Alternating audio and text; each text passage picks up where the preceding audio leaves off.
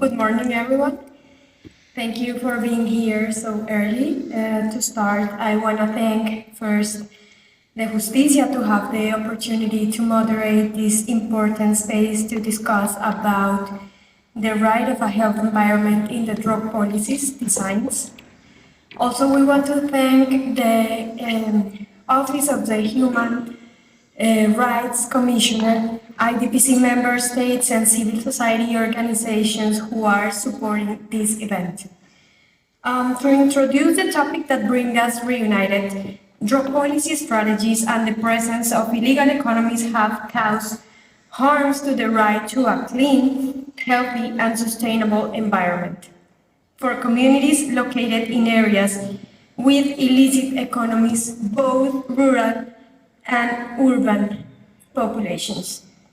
These harms include deforestation, monocultures, and pollution of natural resources such as soil and water.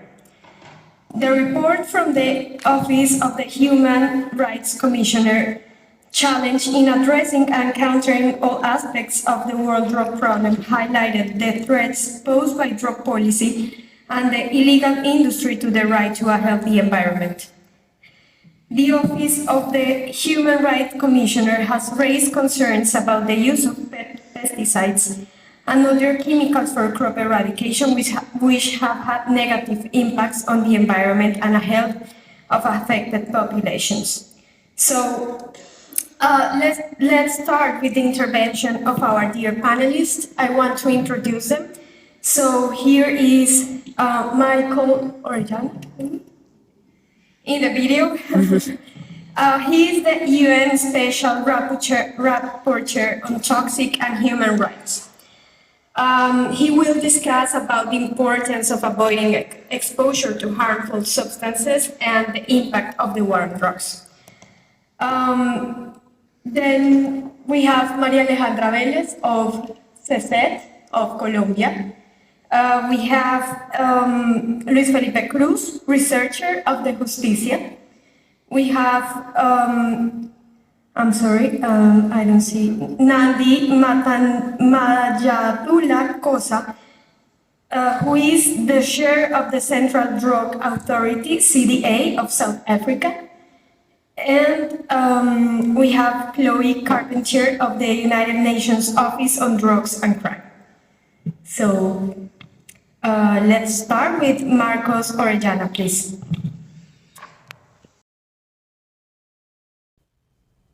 Good morning. My name is Marcos Orellana. I am the United Nations Special Rapporteur on Toxics and Human Rights. This is the special procedure of the United Nations Human Rights Council that was created in the recognition that exposure to hazardous substances can have a range of adverse impacts on the effective enjoyment of human rights. It is a monitoring and reporting mandate. It is a global mandate that looks at issues of exposure worldwide. One of the priorities of the mandate for many years has been highly hazardous pesticides. This is because the use of pesticides often leads to legalized exploitation of workers, especially in the global south. The practice of export of pesticides that are banned in their countries of origin, but nevertheless allowed for production for export, is a form of structural discrimination that must come to an end. In this context, the mandate has looked at several pesticides that are hazardous to human health and the environment, including glyphosate. Glyphosate has also been the object of study of the mandate on toxics and human rights because of its use in armed conflict. Toxics and armed conflict has been another priority area for the mandate for a number of years. One of my predecessors devoted a thematic report to the issue. I had the opportunity to conduct a country visit to Australia, where I heard from indigenous peoples about their lived experience, the historical memory in their communities regarding the impacts and reverberations to this day of British detonations in their lands and territory. Situations in Algeria, in the Republic of the Marshall Islands, in many other countries speak to nuclear legacies. The mandate has also looked at the use of Agent Orange as a defoliant in the Vietnam War. This underlines the importance of assistance to victims, effective remedies, and environmental remediation.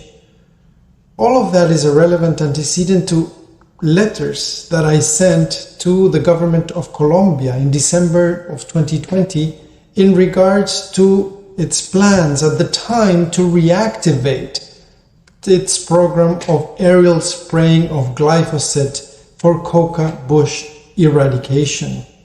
The government of Colombia had for many years used and sprayed widely glyphosate in its failed war on drugs. In the context of internal armed conflict and despite the World Health Organization's determination that glyphosate is a probable carcinogen. This program went on until Colombia's own National Drug Council concluded in 2015 that glyphosate's impacts undermine the realization of fundamental rights. Subsequently to this decision, the Constitutional Court of Colombia had the opportunity to examine this issue and arrived at a similar conclusion. In my letters to the Colombian government, I highlighted glyphosate spraying's adverse impacts on several internationally protected human rights: the right to life, the right to health. In regards to the right to health, I underlined the disproportionate impact suffered by women, issues of reproductive justice that stem from stillbirths, infertility, other serious health issues. I also remarked about the adverse impacts on the right to food, the right to water, and the right to a healthy environment. Healthy soils, clean water, they're essential for human life, for human health, for growing food, for human well-being. They're also essential for pollinators. The undermining of essential ecosystem services puts in jeopardy the realization of the right to a clean, healthy, and sustainable environment. All of that has had disproportionate impacts on indigenous peoples, on people of African descent. In my letters, I also underlined that a possible resumption of a glyphosate spraying undermined the peace process that Colombia had worked so hard to achieve. And that is because the construction of peace in rural areas requires a healthy environment that can sustain food production, that can sustain healthy communities. To conclude, I wish to stress that drug policies and action must respect fundamental human rights. Drug policies should not undermine the realization of the right to a clean, healthy, and sustainable environment. Thank you very much for your attention.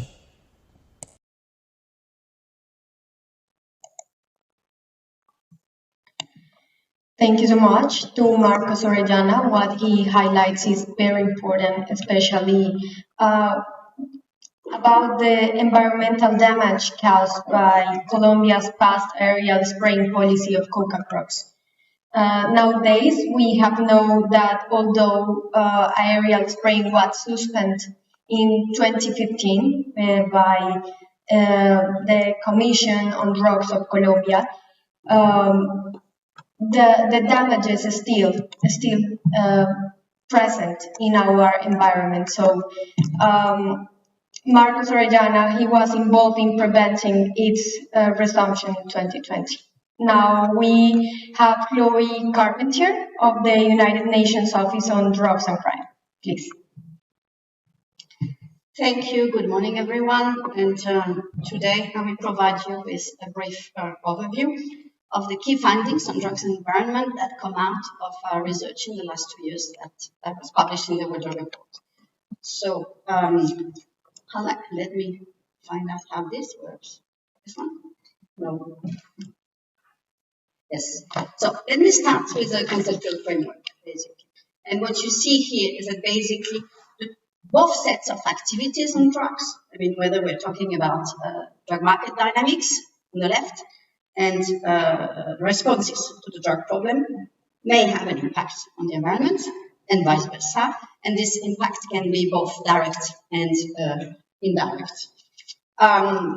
Here, I wanted to illustrate a bit that the many pathways that this impact can take.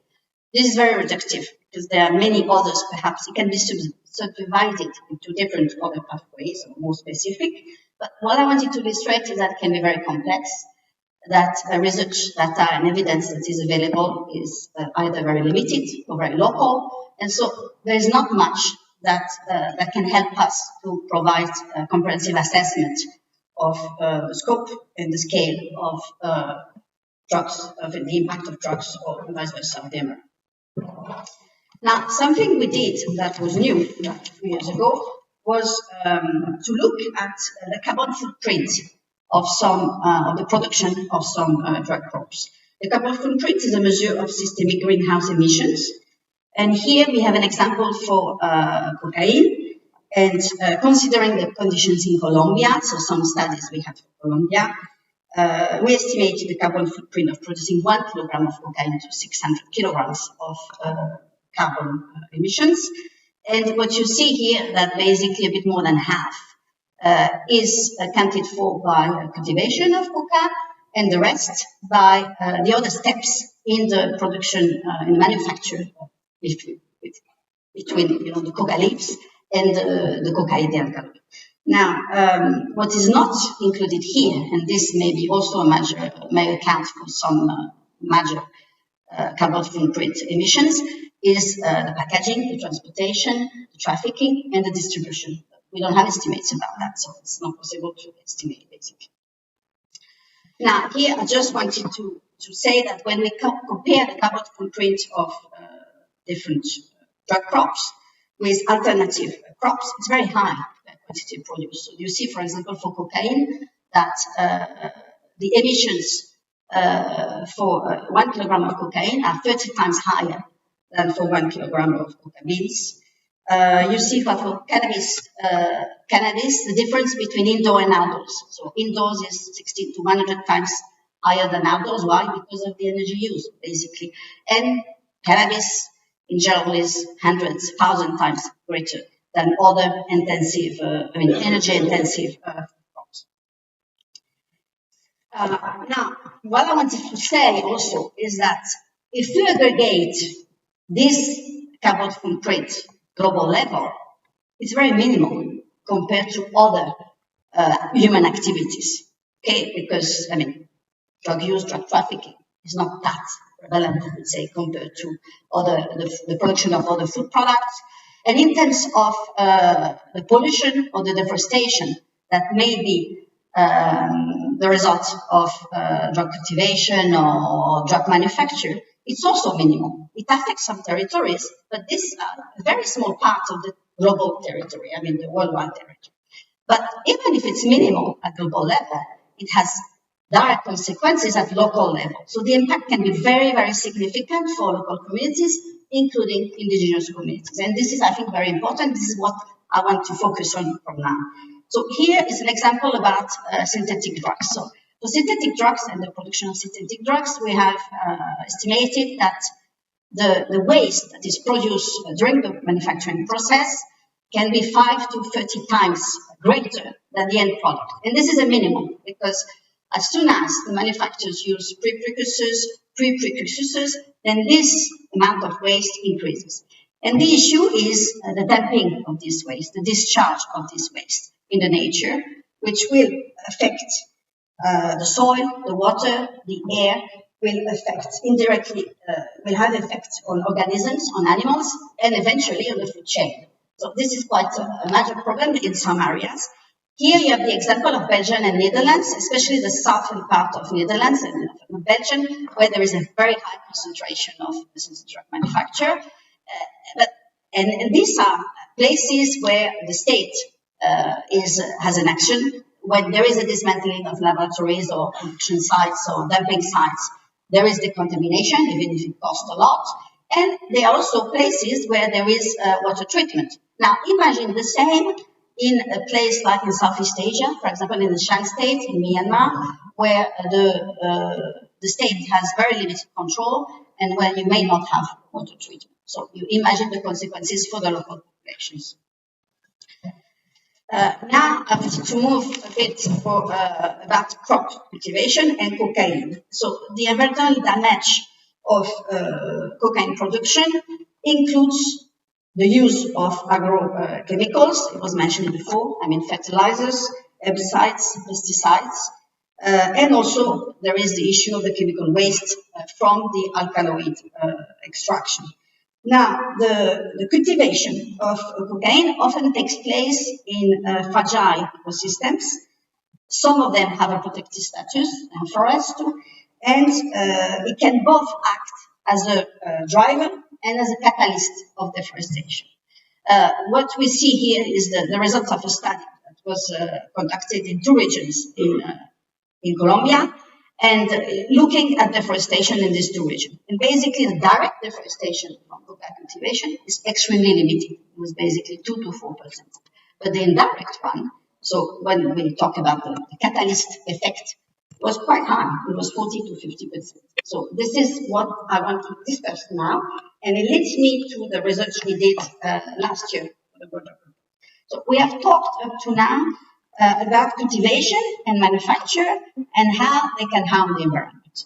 But many other activities along the illicit drug supply chain have an impact on the environment. And I want to discuss 2 of them, trafficking and the reinvestment of drug profit, which can have a tremendous impact on the environment.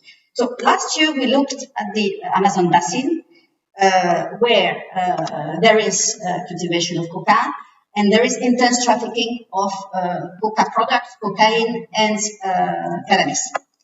We looked at 4 countries, Colombia, Bolivia, Peru, and Brazil. And what we saw is that drug production and trafficking intersect, and in some cases even finance, illegal and unregulated activities that may be or are environmentally and socially damaging, but they also, the drug profit also can be reinvested or are reinvested in activities which may not be illegal, for example, cattle ranching, and are very damaging for the environment. So as a catalyst this time, of deforestation. Now, it is clear that parts of the Amazon basin are the intersection of multiple forms of crimes that are accelerating environmental devastation, with serious implications for the security, the health, and the well-being of the population, and including the indigenous populations. On the left map, we see some areas in Colombia where there is really an association between deforestation, mining, whether legal or unregulated, unregulated tracks, and the killing of environmental defenders. And on the top right map, this is Brazil, and here what you see is the clandestine strips that have been listed up to now, and that are used to move fuel, food, personnel for mining operations, both legal and illegal, but also drugs and other contraband. And the red dots are those that are in protected areas, including indigenous territories. And at the bottom right, you see the reach of the criminal groups in Peru, Colombia, and yes, I need another 2 minutes. Peru, Colombia, and Brazil, and some are very powerful. I want to mention one, the PCC. The PCC is a Brazilian criminal group, Primeiro Comando da Capital, and it's very involved in drug trafficking, and it's also very much involved in mining operations, and there is a lot of trafficking of human beings there, trafficking in persons, and other convention crimes. My last slide before conclusions, I wanted to come back a bit on perhaps drug, initiatives that protecting the environment in the drug policy realm. And so there are some alternative development projects that have included environmental protection components, such as reforestation and agroforestry. There are also some AD projects which have pioneered instruments such as carbon credits schemes, but also schemes that involve the payment for environmental services. So in different, these two in Colombia, in different regions. And there are also other projects, for example, in Myanmar, who are moving towards the incorporation of agroecology, which is an approach which is based on more socially just, environmentally resilient, and localized food production systems. So all these calls for number of things, and the list may be longer. Integrated efforts to address drugs and environmental challenges. So on both sides, there needs to be a consideration for the other, basically. This is very important. Also, calls for mainstreaming of the do no harm to the environment in alternative development projects, but not only, also in other drug policy responses. Tailored community interventions for local and indigenous communities that protect their rights to health, safety, and to a clean and sustainable environment. And last but not least, a disruption of the cycle of instability and limited rule of law that we see in some places and where illicit economies thrive. Thank you very much.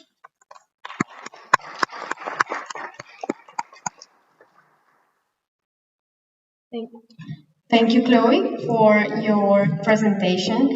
I think it's very important to highlight of your intervention the direct and indirect impact of drugs on the environment, which is, as you said, maybe not significant at the global level, but it is at the local level. And thank you also for providing some strategies to address these challenges. This is very helpful, especially for countries like Colombia, in which we have 50% almost of the coca crops in territories with some kind of environmental importance. So thank you very much. Now we have Nandi Mayatula Kosa, Chair of the Central Drug Authority of South Africa. Good morning, moderator, esteemed guests.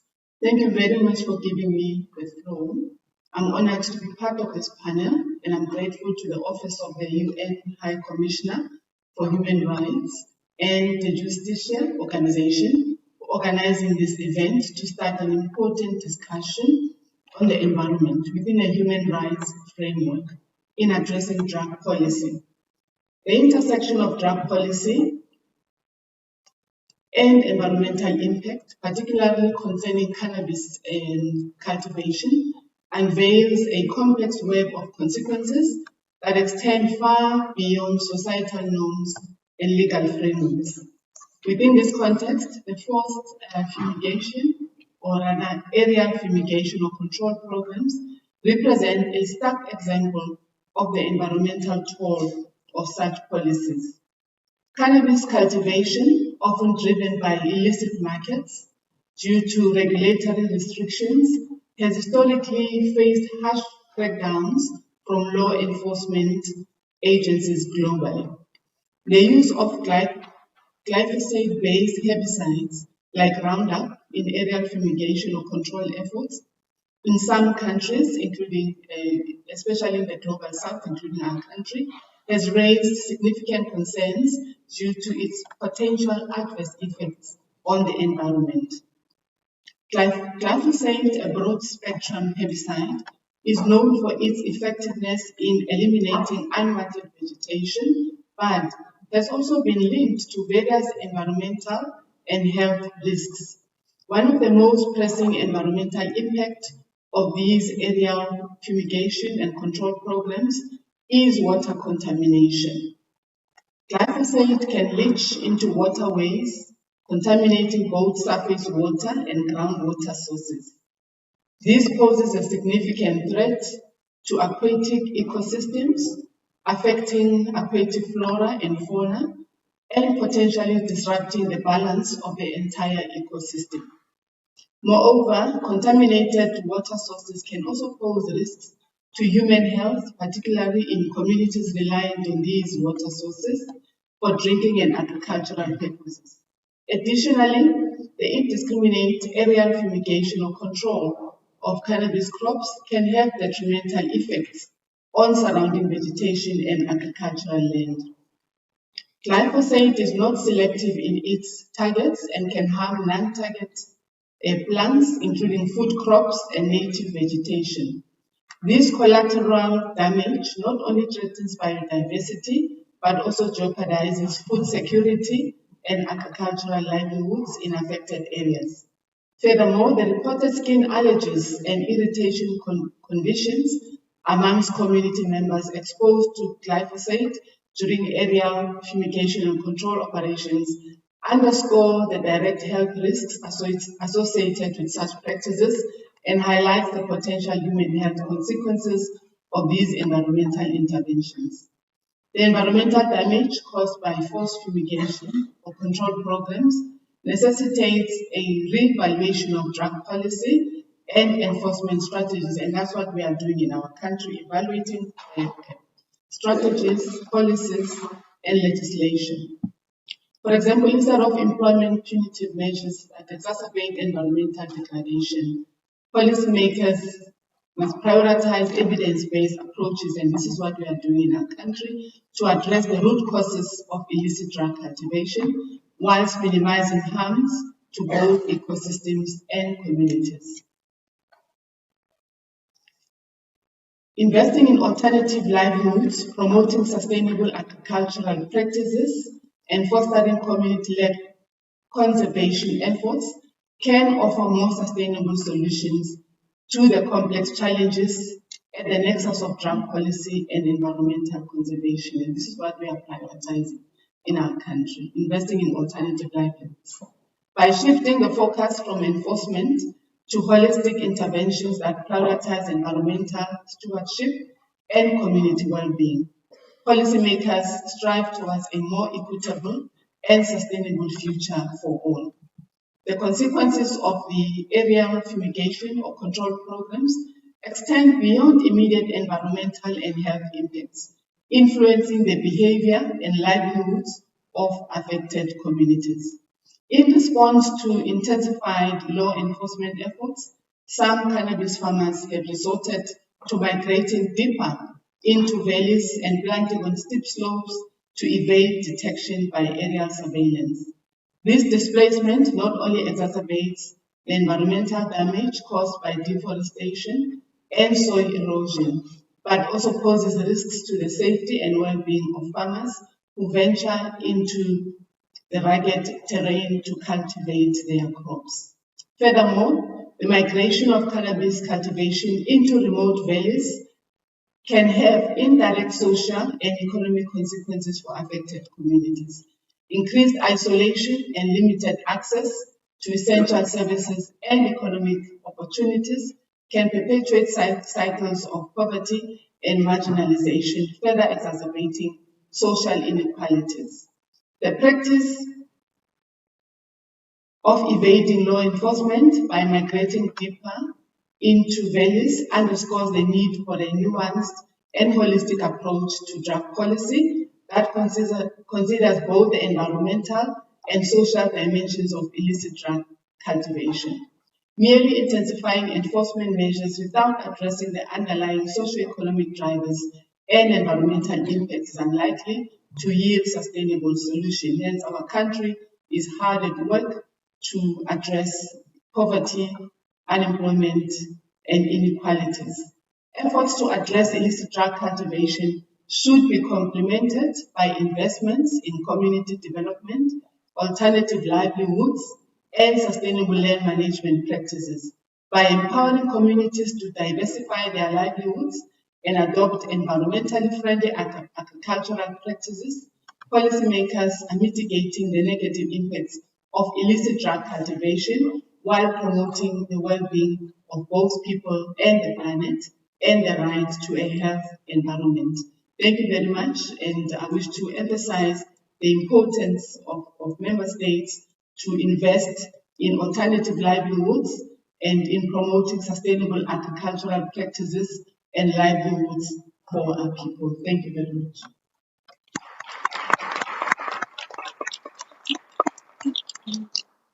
Thank you, Natalie, for highlighting the impact, the intersection between the drugs and environmental impacts, especially on cannabis cultivation. So I think your intervention was really, really important concerning that we have not to focus only on drugs, only on crops, but also on people. So we have to invest also in human community development, human rights of the people who cultivate the crops and subsist of the illegal economy. So now we go with Maria Alejandra Vélez, Director of CESET. Please go ahead. Thank you. Will you help me with the presentation? Okay. My name is Maria Alejandra Vélez. I'm a professor of economics at Los Andes University, and I would like to thank the Justicia for organizing and inviting me to this panel. In my short intervention, I would like to talk about the environmental impacts of drug policy, and in particular, the environmental impacts of alternative development programs, in particular in Colombia. In the last years, and we have seen a lot of panels these days, the discussion around the environmental impacts of drug production has gained importance, particularly for coca crops used for cocaine production. The emphasis has been on the impacts of these crops being a possible driver of deforestation and water pollution due to cocaine production under the prohibition regime. Of course, under regulation, environmental policies will be in place. However, the panel here, the focus is on the right of a healthy environment. Thus, the discussion should be on the effect of the state's intervention on the environment, and this must assure that the situation with an intervention is no worse than in the absence of it, also avoiding unintended socially or negative effects. A basic principle of no harm that drug policy systematically fails is its intention of reducing the supply, something that we've already saw with the glyphosate. So recently at CESET, at Los Andes University, together with Ipsos and financed by Colombia's National Planning Department, we conducted the impact evaluation of the National Comprehensive Crop Substitution Program within the Alternative Development Framework from 2017 and 22. And we measure the impact, the causal impact of this policy in poverty, coca crops, and deforestation. So as you can see in the slide, a bunch of people participating on this study. The National Illicit Crop Substitution Program in Colombia, framed within alternative development models, was designed as part of the final peace agreement with FARC guerrilla in 2016. It intended to benefit more than 99,000 families with technical assistance, food assistance, and productive projects. The announcement of these potential benefits was released to public opinion in 2014. This announcement, because of the expectation created on the conditional benefits, explained the growth in coca crops. In fact, the announcement multiplied coca crops by 8 times in neighbor zones next to the areas where the beneficiaries were located. 8 times. It also increased deforestation by 20% and 31% in these same neighborhood communities, just the announcement of the policy. Most of this effect occurred outside of the agricultural frontier, which are areas for forestry and conservation, not for coca or agricultural products. The implementation of this program had many problems. For example, absence of funding, lack of security considerations, putting social leaders at risk. Moreover, there was a systematic unfulfillment in the delivery of household benefits. 6 years after the program started, only 2.7% of beneficiaries have received all the benefits. On this evaluation, we measured the impact on socioeconomic condition of the household, coca crops, and deforestation of receiving those benefits.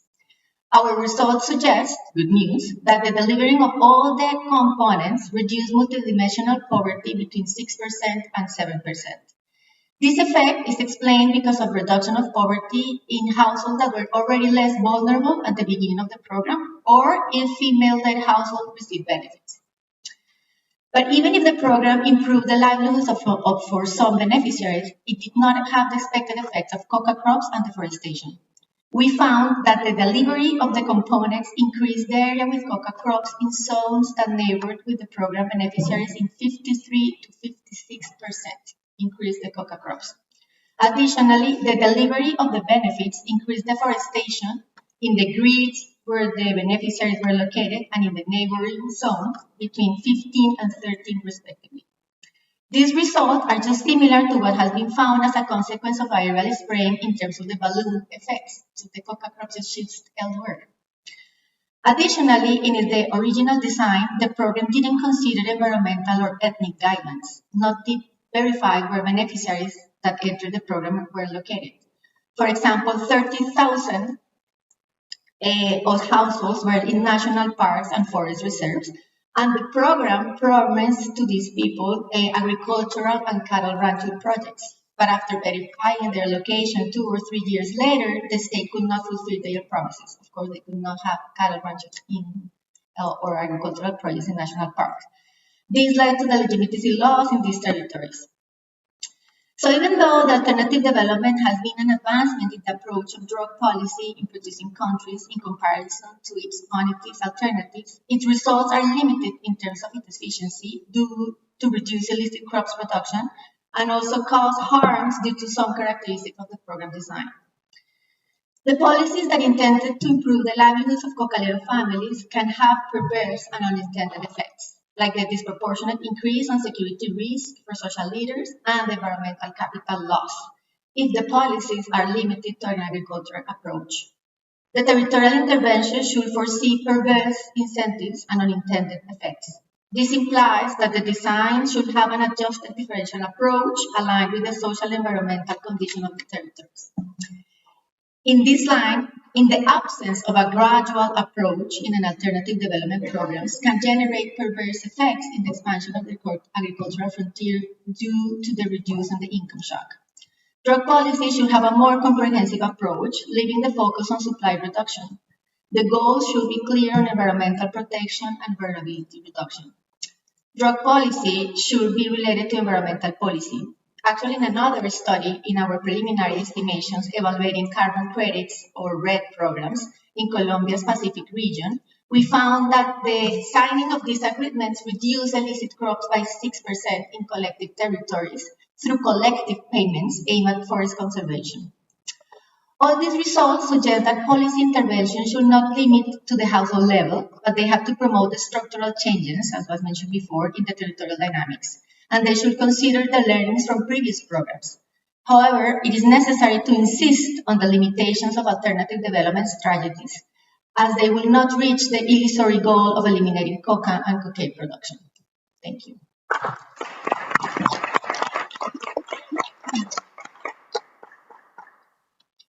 Thank you, Maria Alejandra, of your presentation. I want to highlight that not only drugs have an impact on the environment, but also drug policies, even if they are based on rural development.